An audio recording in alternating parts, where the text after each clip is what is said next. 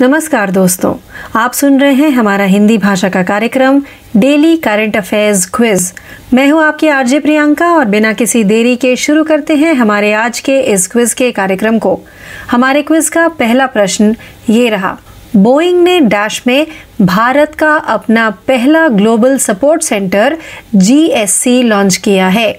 इस प्रश्न का सही उत्तर है ए, गुरुग्राम। अमेरिकी एरोस्पेस प्रमुख बोइंग ने गुरुग्राम में भारत में अपना पहला global support centre GSC launch करने की घोषणा की है और अपने क्षेत्रीय ग्राहकों का समर्थन करने के लिए एक नए रसद केंद्र में निवेश करने की भी योजना बनाई है।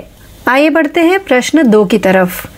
भारत का पहला ठोस अपशिष्ट से हाइड्रोजन प्लांट स्थापित करने के लिए निम्नलिखित में से किस नगर निगम ने the green billions limited TGBL के साथ साझेदारी की है? इस प्रश्न का सही उत्तर है सी, पुणे नगर निगम। देश का पहला ठोस अपशिष्ट से हाइड्रोजन प्लांट पुणे में 430 करोड़ रुपए से अधिक की लागत से स्थापित किया जाएगा। प्लांट पर्यावरण अनुकूल समाधान प्रदाता the green billions limited TGBL द्वारा स्थापित किया जाएगा, जिसने पुणे नगर निगम PMC के साथ 30 साल का लंबा समझौता किया है। आइए आगे बढ़ते हैं प्रश्न 3 की तरफ। अपने प्लांट के आधुनिकीकरण के लिए रेनॉल्ट निसान ने हाल ही में किस निम्नलिखित राज्य सरकार के साथ एक समझौता ज्ञापन पर हस्ताक्षर किए हैं? इस प्रश्न का सही उत्तर है बी, तमिलनाडु।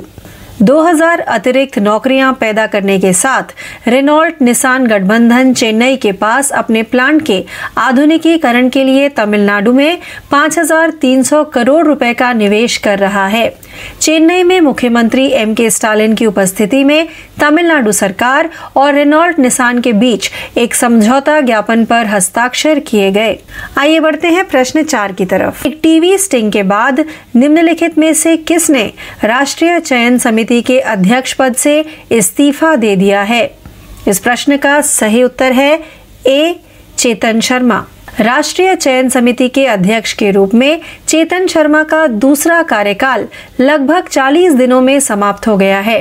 पूर्व भारतीय खिलाड़ी को पहले एक टीवी स्टिंग ऑपरेशन में भारतीय टीम के खिलाड़ियों और चयन मुद्दों के बारे में बात करते हुए दिखाया गया था, जिसके बाद उन्हें इस्तीफा देने के लिए मजबूर होना पड़ा था।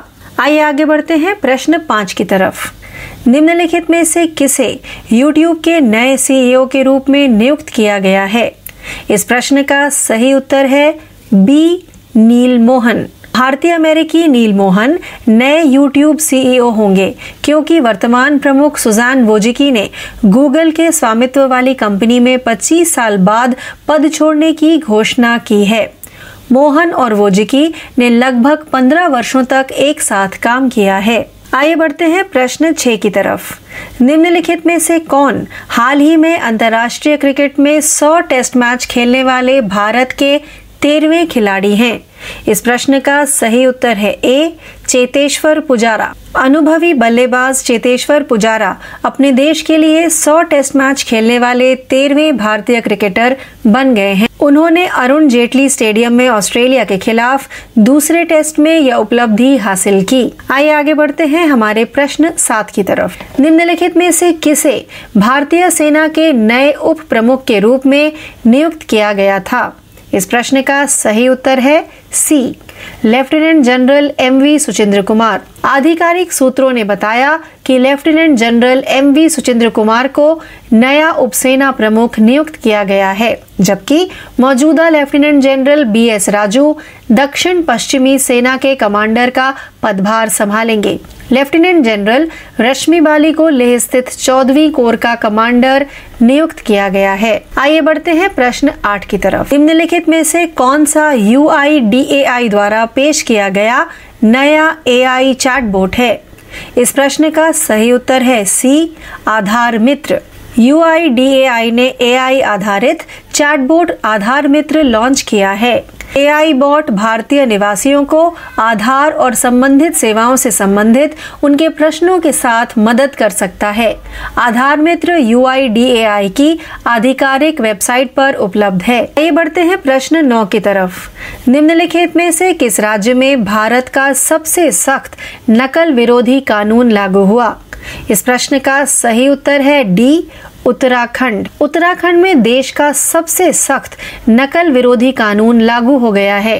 इस नकल विरोधी कानून के तहत नकल माफिया को आजीवन कारावास या 10 साल की जेल के साथ 10 करोड़ रुपए का जुर्माना लगाने का प्रावधान है।